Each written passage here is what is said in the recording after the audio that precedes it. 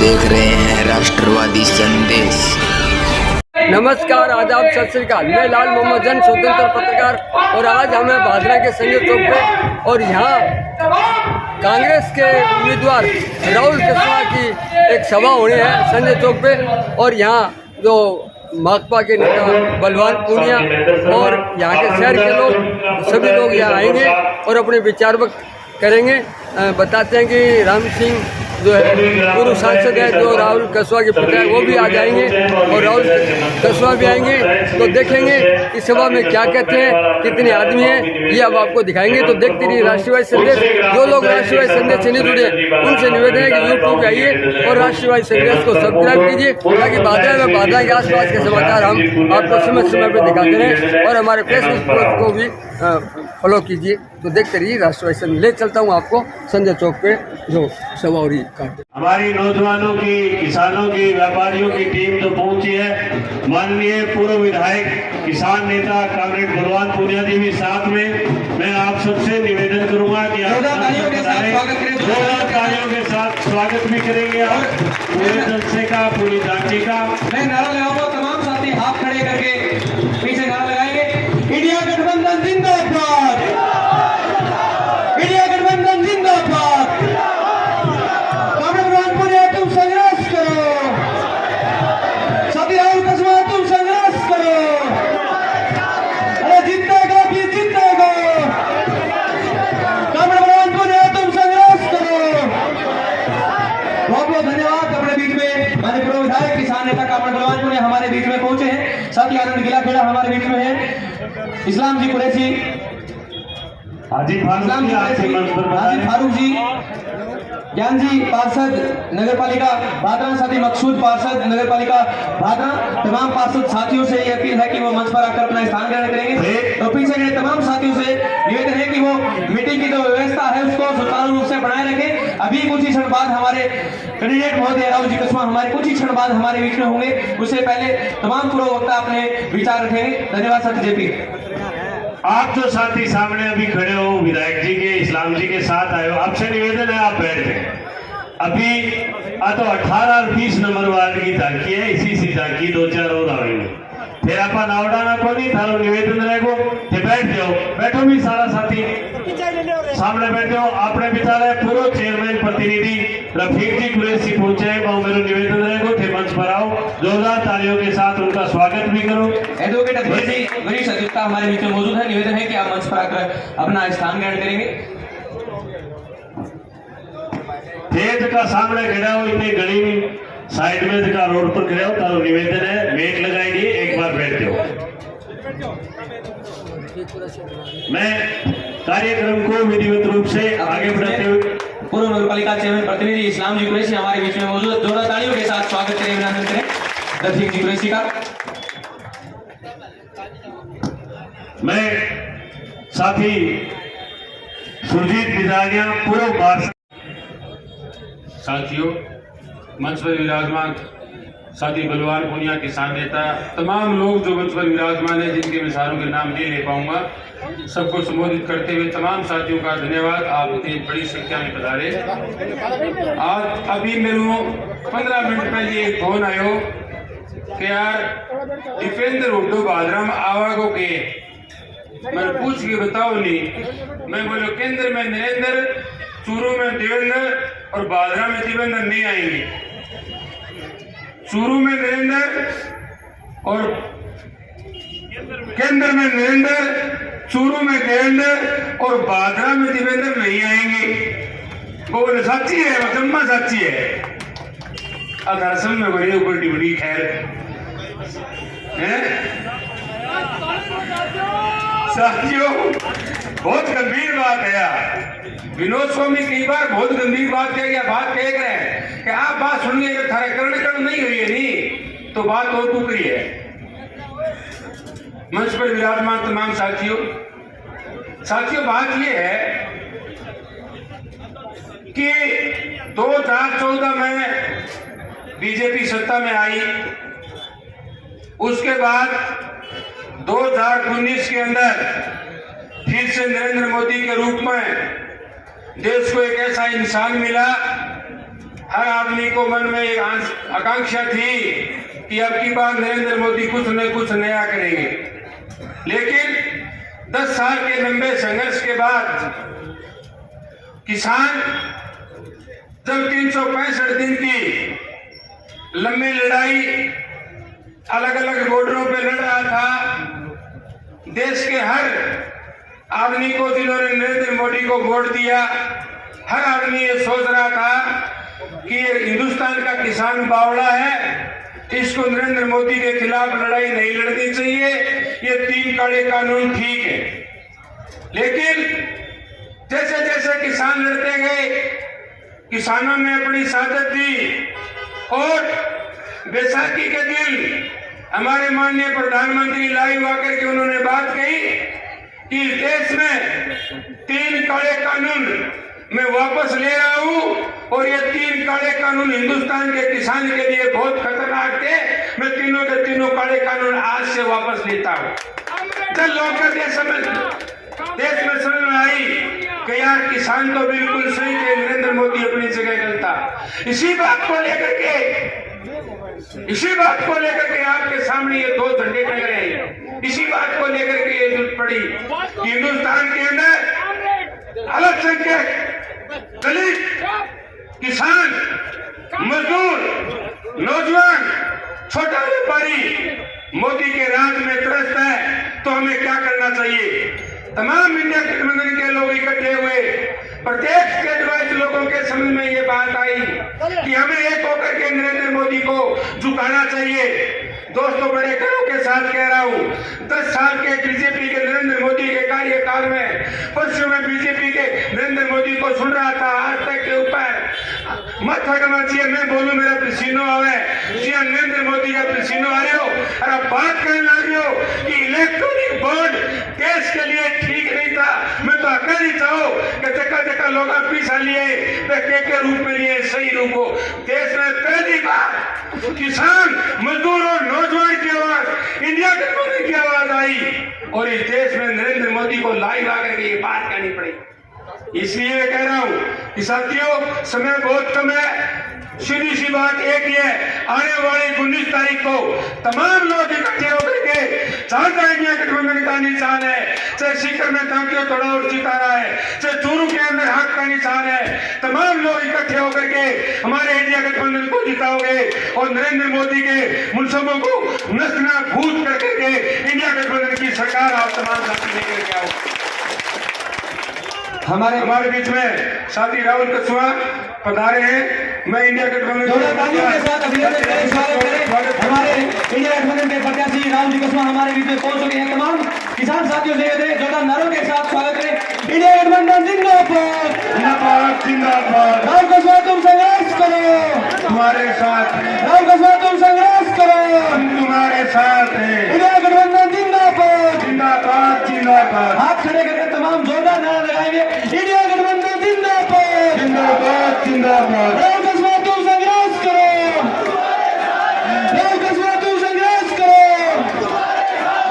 इनकलाब जिंदाबाद, कामराज भगवान पूनिया तुम संघर्ष करो। बहुत बहुत धन्यवाद। अब बात लास्ट है मेरी, जबकि मैं थाना आगली बताने लग रही हूँ। तमाम साथी जो मंच पर विराजमान है आराम से बैठ जाएंगे। साथी राहुल कछुआ पे अपना स्थान जुड़ेंगे, साथी बलवान पूनिया भी समेत तमाम लोग जो उपस्थित हैं। साथियों, जितना लोग आया सारे साथियों 1 तारीख को बने 19 तारीख में सुबह 7 बजे ले गए 8 बजे तक एक वोट ने साथी राहुल कछुआ का पक्ष में अपन पोल करना है। अपने मन में बात होनी चाहिए कि राहुल कछुआ उस दिन पहुंचे या नहीं पहुंचे, बलवान पूनिया उस दिन पहुंचे या नहीं पहुंचे, एक आदमी घर में बात समझा के अपन गलती थोड़ा को निशान सारे लोगों ने बताया हुआ है। अब बात बता रही है कि अब की बार ये चुनाव में, लोकसभा चुनाव में मोदी ने रण खाकर आप एक बार गलती थोड़ा सितारे के चुनाव में छोड़ के और आप अधिकार निशान पर वोट गिराओगा। तमाम साथी एकत्रित होकर के इंडिया गठबंधन के उम्मीदवार साथी राहुल कछुआ को कम से कम 4 लाख वोटों से चूरू से जिता करके भेजोगे। साथियों, आपका बहुत बहुत धन्यवाद। इनकलाब जिंदाबाद। धन्यवाद। अपने बीच में होशियार सिंह जी कड़वासरा, पूर्व सरपंच ग्राम पंचायत निनार से, साथी सुमित सैनी भादरा नगर पालिका क्षेत्र से।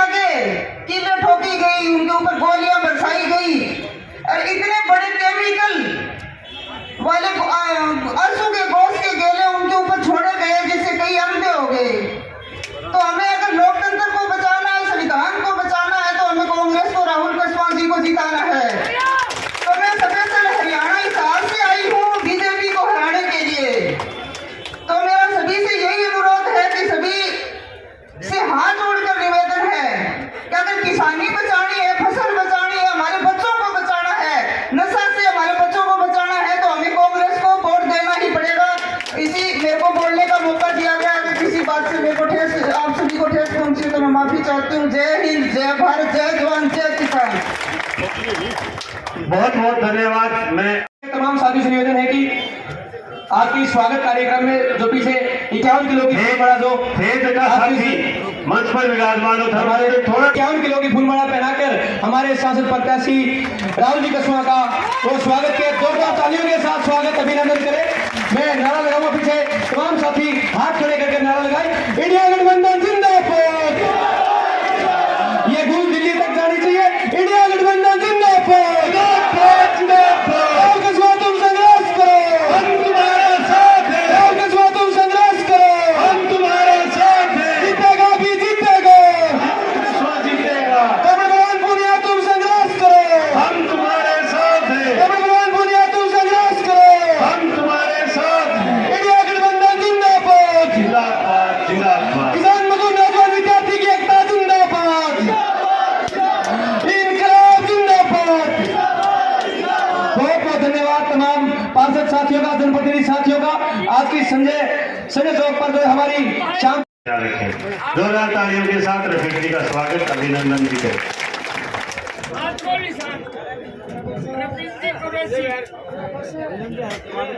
मंच पर उपस्थित हमारे कांग्रेस और इंडिया गठबंधन के प्रत्याशी भाई राहुल कस्वा, हमारे लोकप्रिय विधायक भाई बलवान पूनिया और मेरे सभी पार्षदगण और सम्मानित मंच और सामने बैठे हुए मेरे बूढ़े बुजुर्ग, मेरे युवा साथी, प्यारे बच्चों, सबको मेरा राम राम, सबको मेरा अस्सलाम वालेकुम।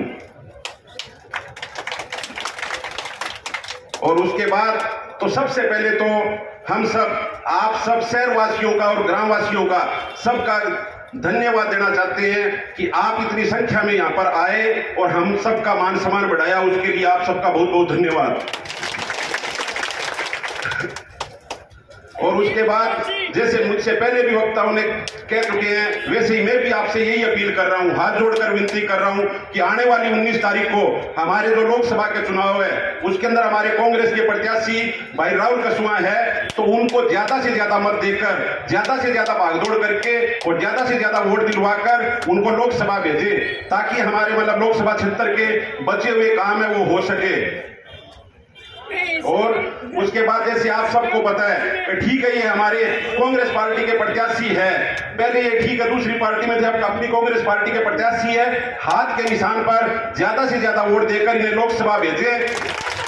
और हमको जैसे आप सबको पता है कि जैसे अभी बीजेपी जैसे कह रही है कि हमारी सीट 400 पार आएगी, और 400 पार वो क्यों लाना चाहते हैं, हम सबको पता है, पूरे देश को पता है, क्योंकि वो उस अगर 400 पार, पहली बात तो आएगी नहीं, उनकी तकरीबन मुझे तो लगता है कि 150 और 250 के करीब रह जाएगी, उससे ज्यादा उनकी सीट नहीं आएगी।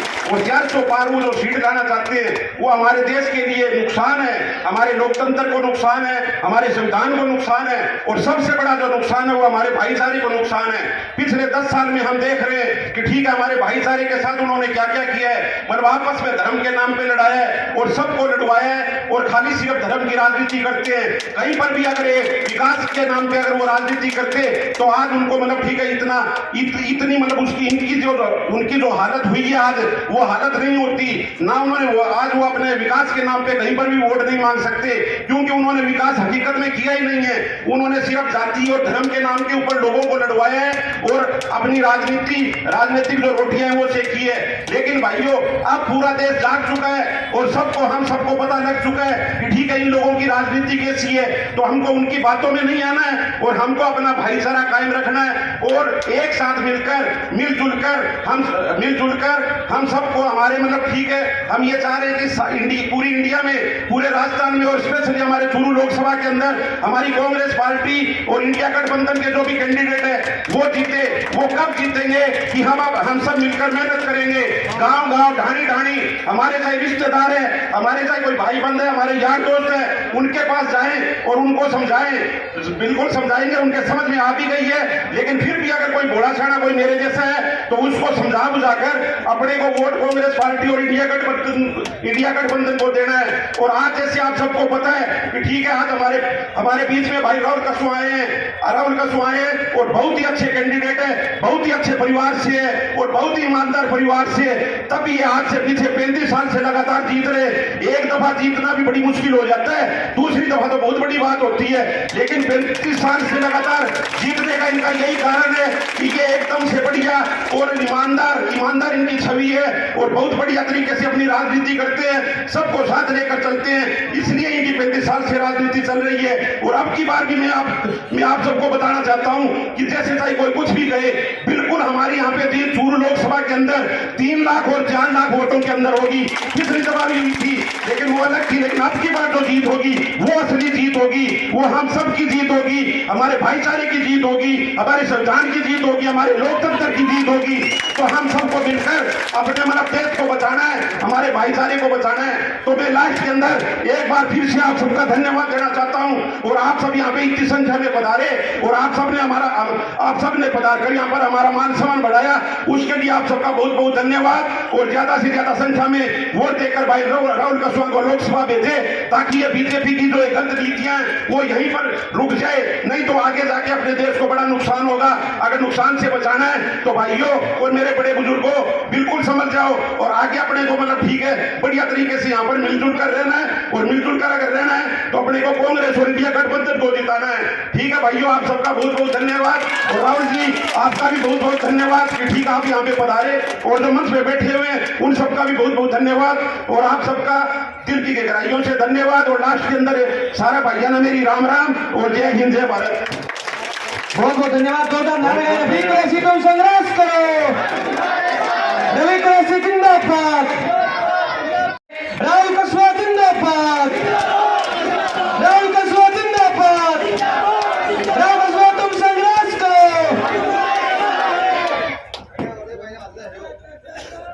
सारा बहुत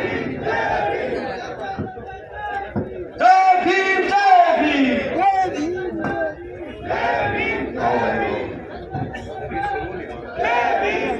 साथ ही अजीत भारती और उनकी पूरी टीम हमारे सांसद प्रत्याशी आदरणीय राहुल जी कसवा का पगड़ी पहना करके स्वागत करेंगे, अभिनंदन करेंगे आज की सभा में। उनकी टीम से निवेदन है आप एक बार उनके 2-3 प्रतिनिधि आए और माननीय राहुल जी कसवा का साथ ही एडवोकेट संजीव जी भी उनका साथ है। राहुल कसवा तुम संघर्ष करो, इंडिया गठबंधन जिंदाबाद। हाथ खड़ा करके दिल्ली तक जानी चाहिए आवाज, इंडिया गठबंधन जिंदाबाद। राहुल कसवा तुम संघर्ष करो, कमल भगवान पुनिया तुम संघर्ष करो,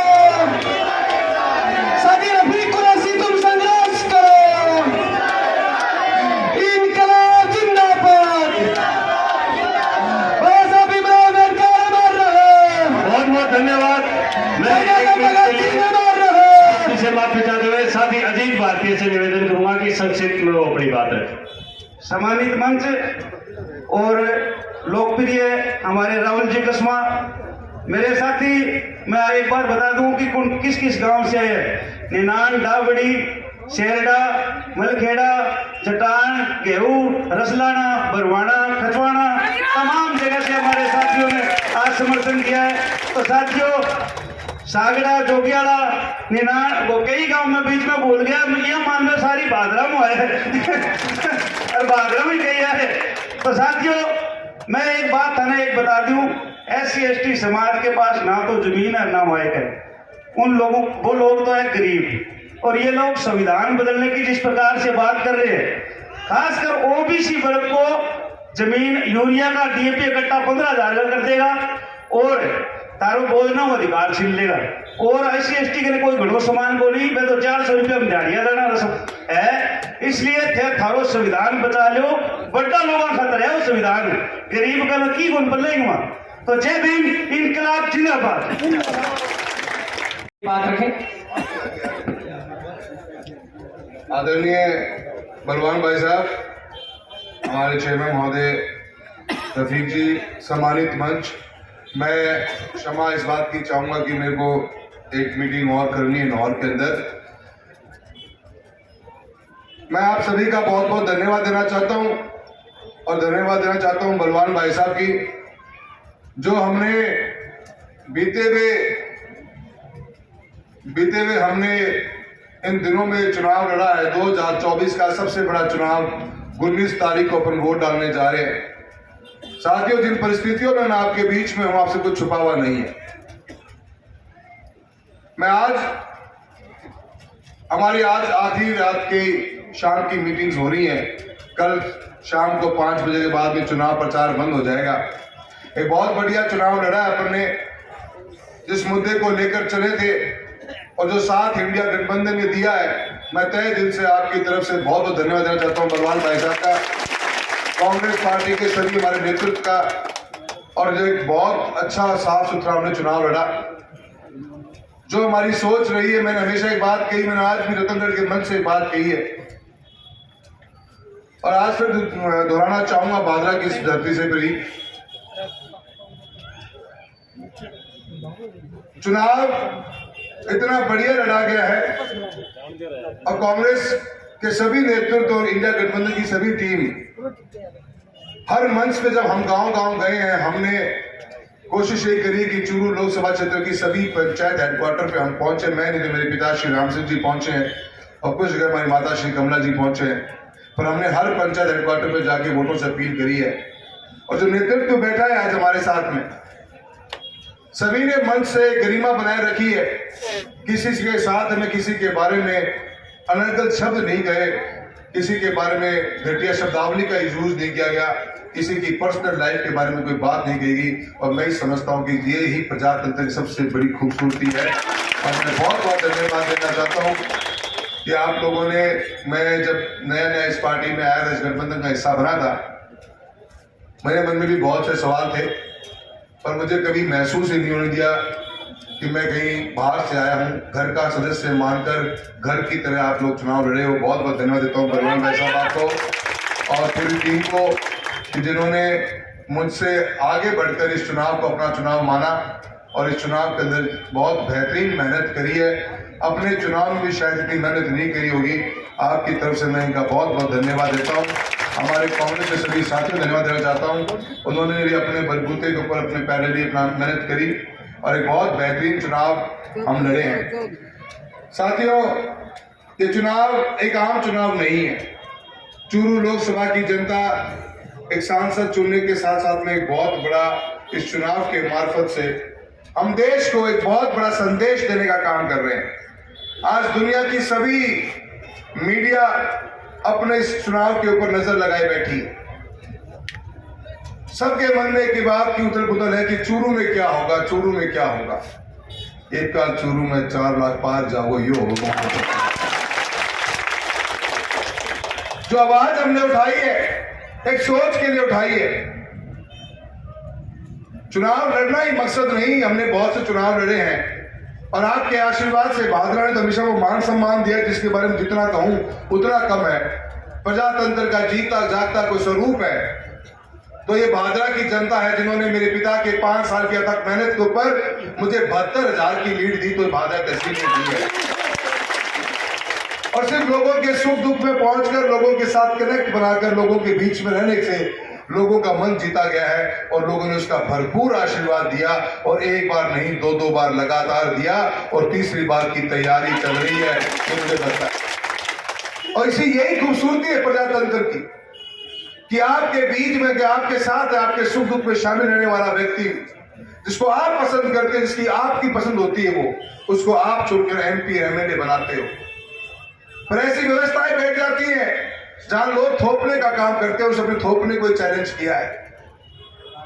कोई प्रजातंत्र में आगे बढ़ेगा, आपका नेतृत्व करेगा और आगे बढ़ेगा तो आपके आशीर्वाद से बढ़ेगा, किसी काका का चमचागिरी करने को नहीं बढ़ेगा इस मकसद के साथ चुनाव करने। और यही बात सोचकर मैंने ये बड़ा मजबूत कदम मेरी जिंदगी का उठाया। ये आसान नहीं था ये फैसला लेना, बहुत सोच समझकर सोचा इस बात को, 10 बार नहीं 50 बार सोचा कि समस्या आएगी और बहुत ज्यादा समस्या आ सकती हैं, आगे भी आ सकती है, क्योंकि भाजपा में तो लोग जाता दिखे, आ तो कोई गुण दिखे, हिम्मत हारा बैठे के लिए। और सिर्फ यह बात के लिए करिए कि प्रजातंत्र जिंदा रहना चाहिए। साथियों, इसका ये मतलब ये नहीं ये चुनाव खत्म भी हो जाएगा, एक विधायक एक सांसद सांसद बन भी जाएंगे, पर इसका जो संदेश है वो आने वाले बहुत लंबे समय तक पड़ता है, ये मेरा मानना था, इसलिए मैंने ये मजबूती कर बनाया। लोग परिभाषा बदलना चाहते हैं चुनावों की, लोग आपकी सोच के ऊपर सोच रहे हैं, आप समझ भी नहीं पाते कि वो क्या सोच रहे हैं। अगली बार थारो उम्मीदवार कर्नाटक में आते थे, उन वोटा गिरना पड़ता है, थारी हवा पानी मिट्टी में कोई समझ में आदमी को पाते, लोगों का अहंकार, लोगों का घमंड, लोगों का इतना हावी हो जाता कि आप एक आम जनता में बैठा हुआ एक आम आदमी समझ नहीं पाता। पर प्रजातंत्र की ताकत ही यही है, इस ताकत को बरकरार करने के लिए कोई भी कीमत चुकानी पड़े, आपका भाई हमेशा चुकाने के लिए तैयार रहेगा। इसी बात के लिए मैंने बात उठाई। मैंने 10 साल के कार्यकाल के अंदर हमेशा विकास को अपना एजेंडा बनाया, हमने बेहतरीन काम कराए। हम सिर्फ एक विचार के साथ चल रहे थे कि जिस तरह मजबूती के साथ में किसान भाइयों का बीमा का मुद्दा हो, चाहे नई रेलगाड़ियां चलानी हो, चाहे नई राष्ट्रीय राजमार्ग बनाने हो, स्कूलों में कमरे बनाने हो, गांव में मोबाइल टावर्स खड़े करने हो, नए पोस्ट ऑफिस बैंक्स खोलने हो, पासपोर्ट सेवा केंद्र खोलना हो, एक वर्ल्ड क्लास सिंथेटिक ट्रैक हम चूरू में लेकर आए, चाहे वो खोलना हो। मकसद राजनीति के अंदर यही होता है कि एक सांसद और एक विधायक मुझसे बहुत पूछते हैं कि आप विचारधारा क्या रही है, एक विचारधारा के साथ आप जुड़े रहे हो इतने साल तक, अभी नई विचारधारा में आए हो।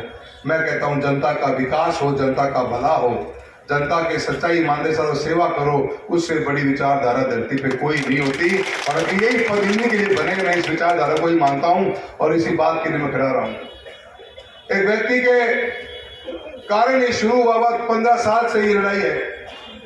काका का खाद ही मारे, क्या बात की खाद ही काका खुद ने गुम बतो, मैं 20 दिनों कहने लगा काका खास तो बता देते हैं, दूसरे काम मकसद में कामयाब तो दे हो गया कि थे हमारी टिकट कटवा दी, पर वह खास के जनता ने वो खास तो बता दो। ये काका जैसे लोग जो बैठे हुए हैं, ये आज आपके भी घर में घुस गए हैं और इसका असर आपको दिखेगा आने वाले 4 साल में। अभी दिखा नहीं है इतना ज्यादा, पर दिख जाएगा, क्योंकि इन लोगों की मानसिकता हमेशा दबाने की रही है, कुचलने की रही है, डराने धमकाने की रही है। और मैं मानता हूं प्रजातंत्र के अंदर इसकी कोई जगह नहीं है। अगर ऐसा कोई व्यक्ति कर रहा है तो किसी न किसी एक को खड़ा होना पड़ेगा, इसलिए हम खड़े हुए हैं। ये लोग आज भी इस मंशा से चुनाव लड़ रहे हैं।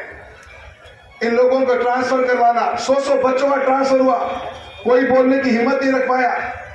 आज भी सरपंचों को खुलेआम डराया जाता है कि थाने 4.5 साल काटना कोनी के, माइक पे बोलने की चीज आपको नहीं होगा, पर इन लोगों ने माइक से बोलकर आप लोगों तक संदेश देने का काम किया है कि हम बैठे हैं तो हम आपको डरा धमका के रखना चाहेंगे। और काका ने तो हद ही पार कर दी जब नाका खोलने की बात कर दी।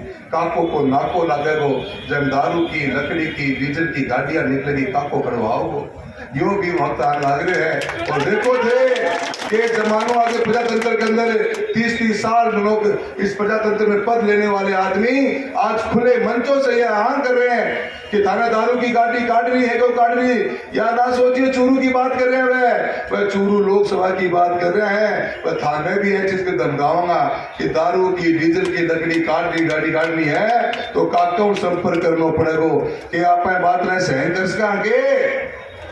यह बात सहन को नहीं होगा। ये चुनाव सिर्फ हार जीत का नहीं है, सांसद को बनाने का नहीं है, ये चुनाव उससे पार का है। ये चुनाव हमारे प्रजातंत्र को, हमारे आत्मसम्मान को, हमारे स्वाभिमान को बचाने का चुनाव है। इसलिए आपका भाई खड़ा हुआ है चुनाव के अंदर और हम इसको दिन को दिखा के जाएंगे कि आज भी हिंदुस्तान के अंदर प्रजातंत्र जिंदा है और जनता अपना फैसला जब 19 तारीख को सुनाएगी तो काका का काम बात नहीं पाओगे। साथियों, बहुत से मुद्दे रहे हैं। एक 400 पार का नारा दे दिया भाजपा ने और इस 400 पार के नारे से जो भय का माहौल बना है क्षेत्र के अंदर, ये दूसरा सबसे बड़ा चिंता का विषय है। अभी हमारे साथी आपको बता रहे थे कि 400 पार करते करते ऐसी हालत पैदा कर दी कि लोग एक अनिश्चितता के माहौल में जी रहे हैं। ये अनिश्चितता इतनी बड़ी है कि इस अनिश्चितता के साथ में हर आदमी के मन में भय बैठ गया कि 400 पार करूं क्यों रहे हो, काम तो 272 नहीं चाल जा, पर मानने कुंडारे विरुद्ध के करना चाहे। ऊपर से 2 लोग और कह गया, 2 सांसद कह गए कि प्रत्याशी कि सांसद 400 पार कर दिए तो संविधान में संशोधन कर देना। या छोटी मोटी चीज ना मान लिए थे थाना लाकर के, क्योंकि चुनाव दिल्ली को है, कि चुनाव विधान लोकसभा को है, एमे गांव के काम शायद कम पड़ेगा, पर एमे कोई सी गलत नीति बन जा तो थारे आने वाले 15 साल तक 20 साल तक बच्चा ने बहुत कुछ सहन करना पड़ेगा। कोई बात बोली कि 4 तारीख जब रिजल्ट आओ, 6 तारीख में सुबह से रात में टीवी खोलेगा 9 बजे तो थाने पता लगेगा आज से चुनाव बंद और ठीक गया।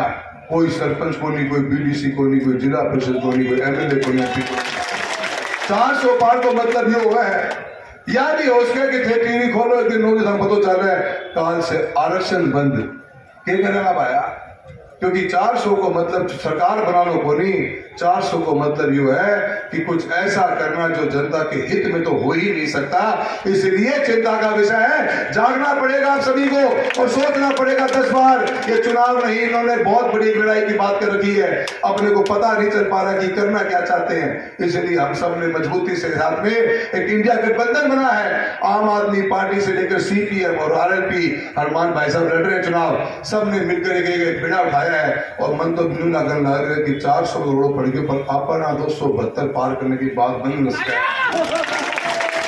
जय साहब वो चाले 25-0 चाला करती, ये आजकल 15 सीट कांग्रेस की बोलने लगी है और चुनाव 26 में पड़ेगा न, जब इंडिया गठबंधन की 15 सीट आ जाए तो वो बड़ी बात ना मान लिए थे। तो भाइयों लोग जो आप लोग बैठे हुए हो, कई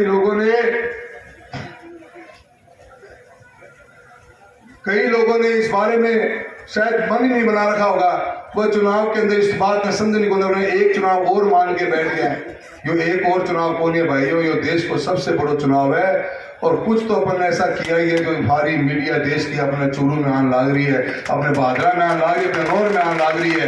मैं थाने सारा कहूँ ठंडे दिमाग से सोच के जरूर देखियो, ये आवाज जो उठाई है, ये आवाज आपके आने वाले बच्चों के कल के भविष्य के लिए उठाई है, ये किसी एक पद की लालसा के लिए नहीं उठाई गई है। ये बहुत लोग आपको भ्रमित करने की बात करेंगे। मैं ऐसे माहौल के अंदर सबका सहयोग मांगने आया हूँ। मेरे अल्पसंख्यक भाई सब बैठे हुए, आप साथी बैठे हुए हो, सभी हमारे बहुजन समाज के लोग बैठे हुए हैं, मेरे सभी व्यापारीगण, सभी छोटे मोटे हमारे हम जितने भी समाज 36 कौम के लोग बैठे हुए, मैं सबसे एक ही आह्वान करता आया हूँ, एक साफ सुथरी राजनीति करने का काम किया हमने हमेशा। भाई से कभी भाई को लड़ाया नहीं, सबको जोड़कर चले हैं, कभी तेरी मेरी करी नहीं जिंदगी में आज तक किसी के बारे में भी। पिताश्री का साफ सुथरा राजनीतिक जीवन रहा है, पर लोगों की मंशा रही नहीं है। जब किसी भी कोई की जमीन से जुड़ा हुआ व्यक्ति आगे बढ़ता है तो लोग काटने की कोशिश करते हैं। 2014 में पिताजी का राजनीतिक जीवन खत्म करने का काम किया तो इसी काका ने किया, 19 में किया तो इसने कोशिश करी, काका कामयाब नहीं हुआ, 24 में कामयाब हो गए। अगर हम आज आवाज नहीं उठाएंगे, आने वाला कल हमारे बच्चों का सुरक्षित नहीं। अहंकार और घमंडी लोगों के से लबालब लोगों के हाथ में अगर राज चला गया तो लोगों को बहुत यातनाएं सहन करनी पड़ेगी। इसलिए आपकी आवाज उठाई है और 36 कौम के लोगों से निवेदन करना चाहता हूं, सब लोग मिलकर हमें अपना आशीर्वाद दीजिए। आने वाली इस 19 तारीख को हाथ के निशान के सामने वाला बटन दबाकर माने थारो आशीर्वाद दियो और मान ला जो हमेशा भादरा मारो लाड प्यार राखता आया हो। थाने भी एक बात कहना चाहूंगा, मैं स्पेशली ध्यान राखियो, अपन को निशान बदल गए, हाथ हो गए, गलती से गलती ना कर दियो। बहुत से ऐसे मुद्दे हैं जिनके ऊपर मैं बात करना चाहता था, पर मेरी को समय बहुत कम है। मैं बलवान भाई साहब बैठे हैं, मैंने फिर पूरा समा बांध देगा, सारी बात नहीं बता देगा। आज रतनगढ़ में तो मुंह ठीक बन तो पर भादरा की भीड़ ने देखी पक्की मुंह बढ़िया बन जागो और मैंने लाके बढ़िया सुनाऊंगा और सारी बात। तो मैं सारा धन्यवाद देना चाहूँ भाइयों। आने वाले 2 दिन बहुत महत्वपूर्ण है, आप सभी मिलकर अपना आखिरी वोट तक सब लोग अपनी कोशिश करें, मेहनत करें, एक नया इतिहास लिखने जा रहे हैं और आप लोगों का सहयोग आशीर्वाद मांगने के लिए आया हूँ। सभी का बहुत बहुत धन्यवाद करता हूँ। जय हिंद, जय भारत। बहुत बहुत धन्यवाद। अभी हमारे सांसद पुरजोर दिलों अपील करा कि आने वाली 19 तारीख ने एक एक कीमती वोट राहुल कस्वा ने देके इंडिया गठबंधन ने विजयी बनाओगा और 400 पार को जिको सपनों लेन लाग रहे हो चकनाचूर करोगा। बहुत बहुत धन्यवाद। जय हिंद। बहुत बहुत धन्यवाद। जोरदार नारा लगाएं। कामरान पुनिया तुम संघर्ष करो, हम तुम्हारे साथ हैं। कामरान पुनिया तुम संघर्ष करो, हम तुम्हारे साथ हैं। आवाज जोर की खोलिए, जोर की आवाज आनी चाहिए। कामरान पुनिया तुम संघर्ष करो, हम तुम्हारे साथ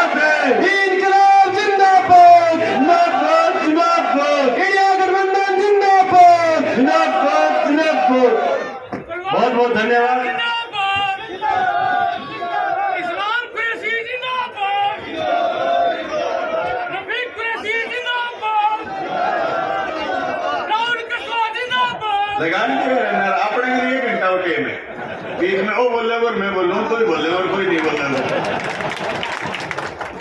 आज संजय चौक की इस शाम की सभा में उपस्थित शहर के व्यापारी भाइयों, पार्षदगणों, हमारे पूर्व चेयरमैन प्रतिनिधि रफीक भाई कुरैशी, एडवोकेट अदरीज जी, एडवोकेट पूर्व बार संघ के अध्यक्ष सुरजीत जी बिजारनिया, हमारी मार्क्सवादी पार्टी के secretary JP Dhaka, Congress party के ब्लॉक अध्यक्ष शेर सिंह जी गोस्वामी, मंच पर बैठे पूर्व लोकायुक्त पीपी सिंह जी, डूडी साहब, मंच पर बैठे लीलू जी तैनान साहब, भाई भीम आर्मी के अजीत भारतीय और हमारे भाई पंचायत समिति मेंबरगण, जिला परिषद मेंबरगण, तमाम सरपंच साहिबान, वार्ड पार्षद साहिबान, उपस्थित तमाम सम्माननीय बुजुर्गों का, नौजवान साथियों का, शहर के एक एक खाती कार्यकर्ता का मैं धन्यवाद करना चाहूंगा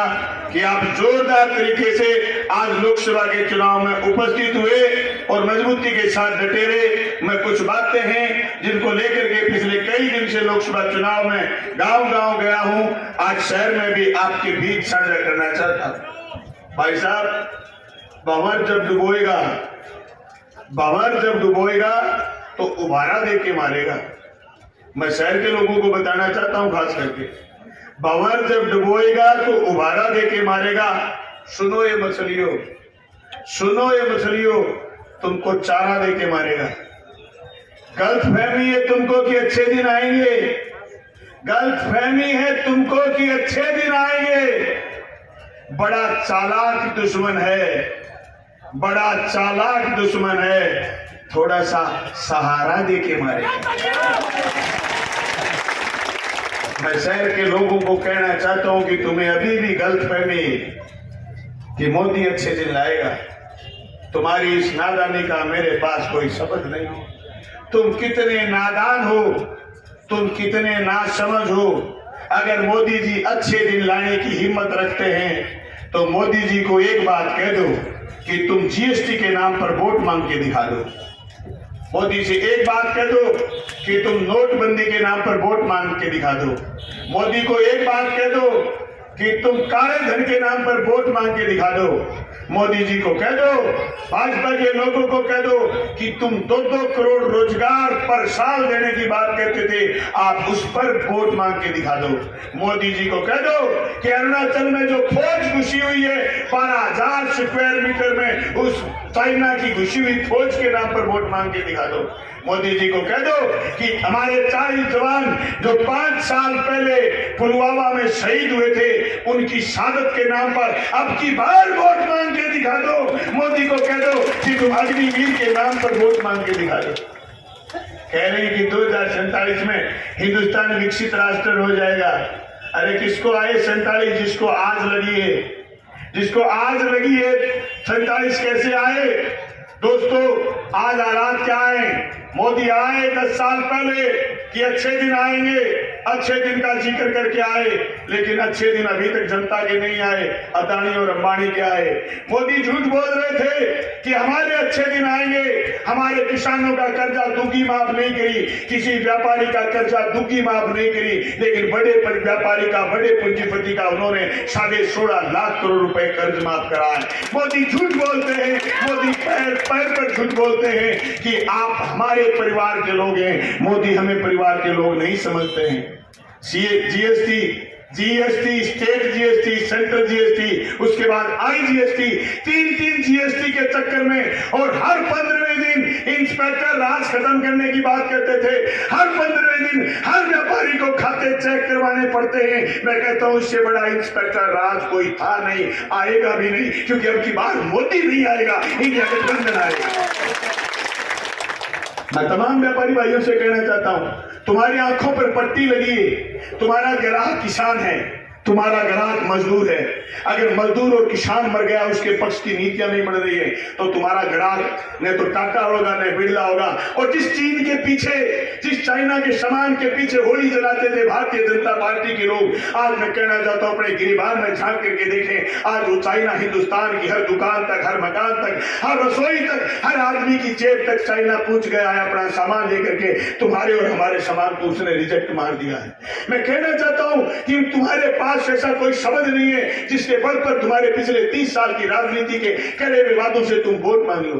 तुम कहते थे हम गाय भगत हैं, आप गो भगत हैं, और गो भक्ति के नाम पर तुम लोगों के गले त्रास दिया करते थे। अरे तुमसे तो गया गुजरा कोई नहीं निकला जो बीच की कंपनियों से 250 करोड़ रुपए चंदा लेकर के आ गए। ये बात मैं नहीं कह रहा, इलेक्ट्रल बॉन्ड कह रहे हैं, और सुप्रीम कोर्ट में आपके एसबीआई बैंक में बोर्ड दिखाए हैं। 250 करोड़ रुपए बीच की कंपनियों से चंदा लिया। अरे जिस पाकिस्तान को तुम पानी पीते के गाली निकालते थे, मोदी जी दिन में 50 बार पाकिस्तान का नाम लेते, और ये भांड मीडिया उसके पीछे पीछे नाचती थी। उस पाकिस्तान की एनर्जी कंपनी से इन्होंने चंदा ले लिया। ये कितना नीचा गिरवाएंगे। अरे कितना दोगला है ये लोग। कहते थे कि जूं जूं रुपया गिरता है, जूं जूं रुपया गिरता है, प्रधानमंत्री नीचे गिरता है, प्रधानमंत्री की कुर्सी नीचे गिरती है। पर मोदी जी, जिस दिन तुम राज में आए, 58 रुपए से लेकर के 62 रुपए तक डॉलर के भाव थे। आज 83 रुपए 84 पैसे डॉलर का भाव है। रुपया आज नीचे गिरा है। ऐसी कौन सी विधि है तुम्हारे पास कि महंगाई बढ़ी हुई है? तुम्हारे समय महंगाई डायन होती थी, और उस समय महंगाई डायन होती थी मनमोहन सिंह के समय। आज मोदी के समय महंगाई डार्लिंग हो गई। ऐसी कौन सी दवाई है आपके पास? मोदी जी, आज रुपया गिरता है तो प्रधानमंत्री बड़ा होता है, और मोदी के लोग कहते हैं कि प्रधानमंत्री बहुत बड़ा आदमी है। प्रधानमंत्री ने दुनिया में हमारा डंका बजाया है। नहीं बजाया दोस्तों, झूठ बोल रहे हैं। फ्रांस ने हमारी करेंसी को मानने से इनकार कर दिया है। दुनिया के ऐसे ऐसे देश जो हमसे बाद में आजाद हुए, वो हमसे कई आंकड़ों में आगे निकल गए। हम तो भूखमरी में बर्मा से भी नीचे आ गए हैं। मोदी झूठ बोल रहे हैं। मोदी पग पग पर झूठ बोलते हैं, इसलिए मोदी प्रेस कॉन्फ्रेंस से डरते हैं। मोदी ने पिछले 10 साल में एक भी प्रेस कॉन्फ्रेंस नहीं करी। मनमोहन सिंह ने 117 प्रेस कॉन्फ्रेंस करी थी। मैं आपको दावे के साथ कह सकता हूं कि मोदी ने अंदरूनी लोकतंत्र को खत्म करा है, पार्टियों के भीतर लोकतंत्र को। खुद भाजपा आरएसएस के लोग हैरान हैं कि मोदी ये क्या करेगा, पर उनको तो तकलीफ है बेचारों को। बवासीर जिसको हो जाती है, बता नहीं सकता गांव में कि मेरे को बवासीर हो गई, जितनी चल के आगे तब बता सके। खुद भाजपा के लोग हैरान है, आरएसएस के लोग हैरान है, क्या आखिर मोदी करेगा क्या?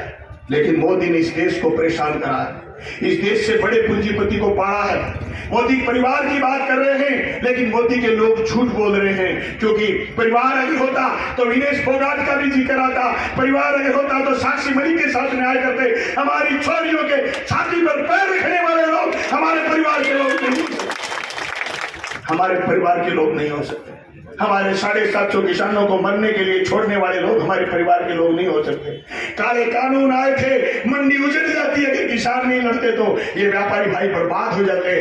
काले कानूनों के खिलाफ लड़े, 750 लोग कुर्बान हुए। मोदी कह रहे हैं विकसित राष्ट्र बनाएंगे। अरे कौन से विकसित राष्ट्र की बात कर रहे हो? तुमने रेल बेच दी, तेल बेच दिया, कोयला बेच दिया, तुमने अदानी और अंबानी को सारा देश लुटा दिया। तुमने हिंदुस्तान की कॉर्पोरेट जगत को इतना मजबूत कर दिया कि हमारी रीढ़ तोड़ के छोड़ दी। हमारे बेटे लगते थे फौज में। अरे पूरे के पूरे ग्रामीण इलाके की जनता के छोरे जो गंगा के घाट से लेकर के पाकिस्तान के बॉर्डर फौज में लगते थे, आपने उन छोरों की फौज की नौकरी खा दी और कह रहे हैं मोदी मजबूत है। अरे 20 साल में फौज खत्म हो जाएगी।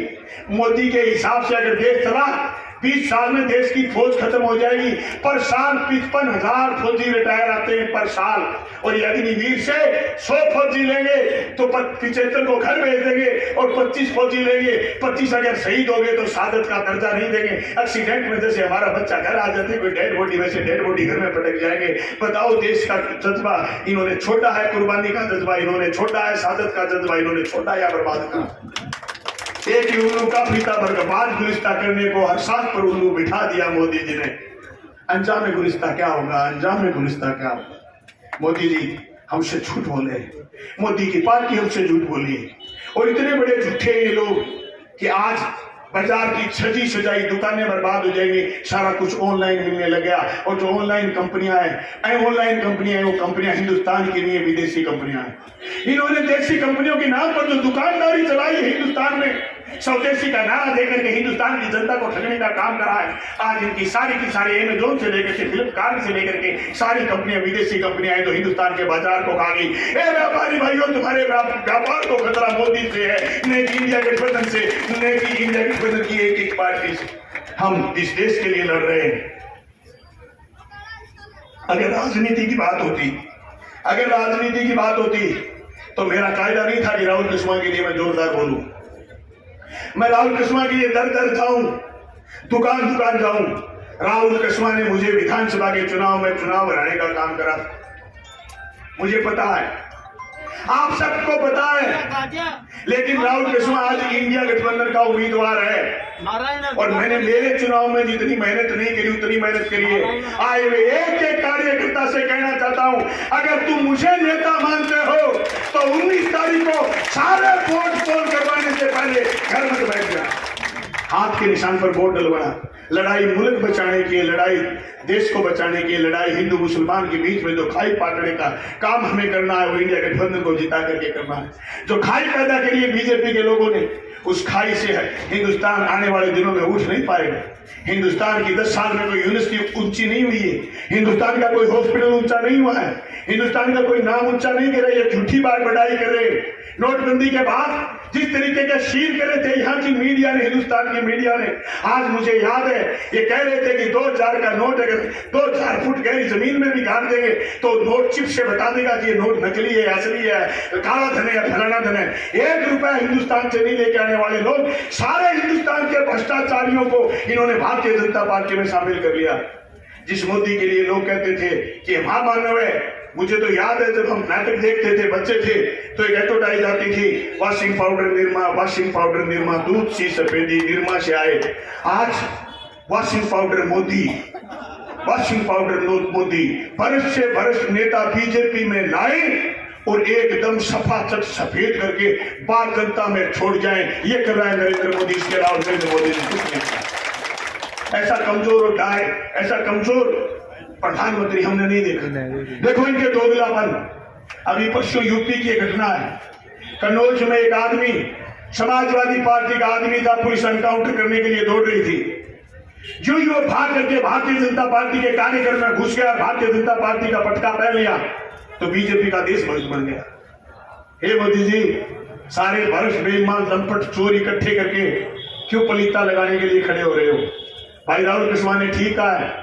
अजीत भारती कह रहा था कि हम गरीबों के पास कुछ नहीं है। गलत है अजीत, तू।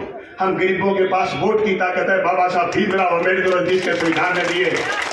हम किसानों के पास वो वोट की ताकत है जिससे हम सत्ता बदलने का काम करेंगे, हमारी सत्ता लाएंगे। ये तो उस समय भी कह रहे थे जब अटल आडवाणी का दौर था, लोग उसी समय कहते थे कि अटल आडवाणी के मुकाबले का कोई आदमी नहीं है, लेकिन उसी समय भी आदमी पैदा हुए थे। मैं कहना चाहता हूं, अटल आडवाणी के उस दौर में भी ये कहते थे कि शाइनिंग इंडिया देश चमक रहा है, देश उन्नति कर रहा है, बड़े बड़े बोर्ड लगा रखे थे, बड़े बड़े होर्डिंग लगा रखे थे। पर मुझे याद है करगिल का युद्ध हुआ था, ये कफन खोज जिन पर कफन घोटाले और ताबूत घोटाले का आरोप लगा था, इनको जनता ने सत्ता से बाहर फेंक दिया था और मनमोहन सिंह की सरकार बनी थी। और मनमोहन सिंह की सरकार ने आपको 5 हथियार दिए थे। किसान का कर्जा माफी, जनता को सूचना का अधिकार, जनता को काम का अधिकार, मनरेगा, खाने का अधिकार, कोई भूखा नहीं रहे, और शिक्षा का अधिकार कि आपका बेटा किसी स्कूल में जाकर के हक के साथ कह सके कि मुझे शिक्षा देनी पड़ेगी। यह अधिकार देने का काम यूपीए फर्स्ट सरकार ने करा था। मोदी जी, आपको गलतफहमी है और आपके लोगों को गलतफहमी है कि आपका कोई अल्टरनेट नहीं है। यही अहंकार है कि तुम्हारा अल्टरनेट नहीं है। इसे ही तानाशाही कहते हैं कि सिर्फ तुम ही हो, सिर्फ तुम ही हो। नहीं, हिंदुस्तान में 140 करोड़ लोगों में से हर कोई इस देश के लोकतंत्र में प्रधानमंत्री बनने की उम्मीद देखता है, एमपी एमएलए बनने की उम्मीद देखता है, हर कोई सरपंच और जिला परिषद मेंबर बनने की उम्मीद देखता है, हर कोई पंच प्रधान पार्षद और चेयरमैन बनने की उम्मीद देखता है। तुम्हें ये लोकतंत्र तोड़ने नहीं देंगे। मैं कहना चाहता हूं भादरा के एमएलए साहब को कि तुम शायरी पढ़ने लगे हो, जो शायरी हमने 10 साल पहले पढ़ के छोड़ दी। बाबूजी तुम लेट हो गए। तुम्हारे आका राठौड़ साहब जो धमकी दे रहे ना, इन धमकियों का कुछ नहीं आता। तुम्हारे प्रशासन ने जाकर के रामगढ़ में कुड़की लगाई थी, एक घर को कुड़ करा था, अली शेर के घर को। रमजान के महीने में अली शेर को बाहर निकाल दिया था, पर बलवान पूनिया और उसके साथी और किसान रामगढ़ के गए और तुम्हारी कुड़की की चपड़ी रात को तोड़ के भगा दी थी। मैं ले जाना नहीं चाहता इस मुद्दे पर, वो तो चाहते हैं कि चुनाव मेरे और बलवान पूनिया के बीच हो। नहीं, चुनाव हिंदुस्तान की पार्लियामेंट का है, जहां हम चुनाव लड़ेंगे, अभी 7वें चरण तक जाएंगे, हिंदुस्तान के हर कोने में जाएंगे और बताएंगे कि रोजगार इन्होंने खत्म करे, नए पैदा नहीं करे। बताएंगे काला धन इन्होंने लाए नहीं, भ्रष्टाचारी भाजपा में हैं। हम बताएंगे कि तुमने चाइना से लेकर के पाकिस्तान की कंपनियों से, वित्त की कंपनियों से चंदा लिया है। गली गली बताएंगे, घर घर बताएंगे, आपकी पोल खोलने का काम करेंगे। मैं कहना चाहता हूं कि तुमने जिस तरीके का हिंदुस्तान बनाने की सपना सोचा, वो सपना हिंदुस्तान की जनता अपने हिसाब का हिंदुस्तान बनाएगी, जिसमें मुद्दों पर बहस होगी। इंडिस्पेंसिबल ऑपोजिशन इन डेमोक्रेसी, लोकतंत्र में विरोध का होना जरूरी है, उस विरोध को भी मजबूत करने का काम करेगी। और अब की बार तुम विरोध में बैठोगे दिल्ली में और इंडिया गठबंधन की सरकार बनेगी, ना नोमन तेल होगा, ना राधा नाचेगी, तुम्हारी कोई 400 सीट नहीं आएगी। अगर तुम्हारा 400 का सपना पूरा हो जाए तो मुझे लगता है तुम डीजल को 400 पार कर सकते हो, क्योंकि तुम जिस दिन हम पढ़े थे उस समय डीजल 55 रुपए लीटर था, आज डीजल तुम 100 बिकवा रहे हो, इसलिए तुम्हारी महंगाई से हम परेशान हैं। मैं तो सारे आए हुए साथियों से कहना चाहता हूं, कल प्रचार शाम 5 बजे बंद हो जाएगा और 17 तारीख शाम 5 बजे प्रचार बंद, 18, 17 शाम और 18, 19 शाम 6 बजे तक, 7 बजे तक पोलिंग है शायद। जब तक पोलिंग है तब तक आप बूथ के आगे रहेंगे, एक एक वोट पोल करवाएंगे और जो आदमी इस चुनाव को वार्ड पार्षद के चुनाव से कम, एमएलए के चुनाव से कम आंकेगा, वो मोदी को मजबूत करने का काम करेगा। और मोदी को मजबूत करा तो हिंदुस्तान का लोकतंत्र खत्म हो जाएगा। हम पढ़ लिख करके राजनीति में आए, इतनी बात समझते हैं कि मोदी जिनके पक्ष में खड़ा है अदानी और अंबानी के, वो हमारे नहीं है, वो अमेरिका के इशारे पर चल रहे हैं। और मोदी जो कहता है कि मैं तो झोला उठा के चल जाऊंगा, मैं कहता हूं मोदी जी तुम झोला उठा नहीं पाओगे, क्योंकि तुम्हारा झोला खाली है, तुम्हारा झोला खाली है। कि खाली झोला तुमने गरीबों के घर भेजा है और गरीबों के घर भेज करके तुमने ठगने का काम करा है। ये खाली झोला लेकर के कहां जाओगे मोदी जी? इसमें तुम्हारी एमए वाली डिग्री डाल के ले जाओ। ये खाली झोला कह रहे हैं 12 लाख करोड़ खर्च करें गरीब को राशन देने में। अरे कंट्रोवर्सी है मोदी के भाषण में। मोदी एक तरफ कह रहे हैं 2047 में हिंदुस्तान को विकसित राष्ट्र बना दूंगा और दूसरी तरफ मोदी कह रहे हैं कि मैं 80 करोड़ लोगों को राशन देता हूं। मोदी जी गलत, तुम 80 करोड़ लोगों पर खर्च करते हो 12 लाख करोड़ और तुमने बड़े पूंजीपतियों के अदानी और अंबानी के माफ करें 16.5 लाख करोड़। तुम हमारे से झूठ बोलते हो और तुम्हारी एक एक झूठ जनता के सामने आ गई। भाइयों लास्ट बात कह करके मैं मेरी बात पूरी करूंगा। एक कोई राजा था, वो राजा अपने प्रधानमंत्री जी की तरह बहुत शौकीन था, जहाजों में यात्रा करने का, दूसरे टोपियां ओढ़ने का, वेशभूषा बदलने का, मुशायरे का भी शौकीन था। मुशायरा चल रहा था, कोई कवि आ गया, राजा को बातें सुनाई, लफ्ज़ें सुनाई, कविताएं सुनाई। राजा खुश हुआ। राजा ने कहा जाओ तुम्हें दे दी 100 अशरफी, जैसे आपको कहा था कि तुम्हारे खातों में यूं ही 10-10, 15-15 लाख आ जाएंगे। कवि फिर उत्तेजित होकर के कविता पढ़ने लगा। राजा ने कहा जाओ तुम्हें 2-2 करोड़ रोजगार देंगे और हाथ कर दिया कि आधा साम्राज्य तेरा। कवि ने फिर कविता पढ़ी। राजा फिर खुश हुआ। राजा ने कहा कि अब तो पक्के ही तुम्हारे अच्छे दिन आएंगे। मुशायरा खत्म हो गया, कवि घर चला गया। कुछ दिन के बाद कवि ने खाते भी खुलवाए जनधन के। महीने, 2 महीने, 1 साल, 2 साल, 10 साल बाद कवि गया राजा के पास। बोला बादशाह सलामत, आपने घोषणाएं करी थी, क्या रहा? तो बोला पंचायती मत कर, मेरे कानों को खुश तैने करा, तेरे कानों को खुश मैंने करा।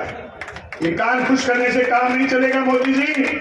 अब लोगों को पैसे हक के, उनकी मेहनत के बदले हक, व्यापारी को व्यापार और कर्मचारी को उसका आयोग और दलित को आरक्षण, हमारी आजादी, किसान को एमएसपी, सारी मांगे पूरी करवाएंगे। लड़ेंगे, मोदी को हराएंगे, लड़ेगा इंडिया, जीतेगा इंडिया, इंडिया गठबंधन जीतेगा, मोदी हारेगा। आप सब साथियों का बहुत बहुत धन्यवाद। सारे साथी आए और राहुल जी कस्बा की सभा को आपने कामयाब करा। शहर के सारे पार्षदों को, तमाम साथियों को बहुत बहुत धन्यवाद। चेयरमैन साहब को और बाहर संघ के साथियों को बहुत बहुत धन्यवाद। तमाम साथियों का धन्यवाद। संचालन करने वाले साथियों को भी धन्यवाद। Thank you. पत्रकार साथियों का, बंधुओं का, छायाकार बंधुओं का भी बहुत बहुत धन्यवाद।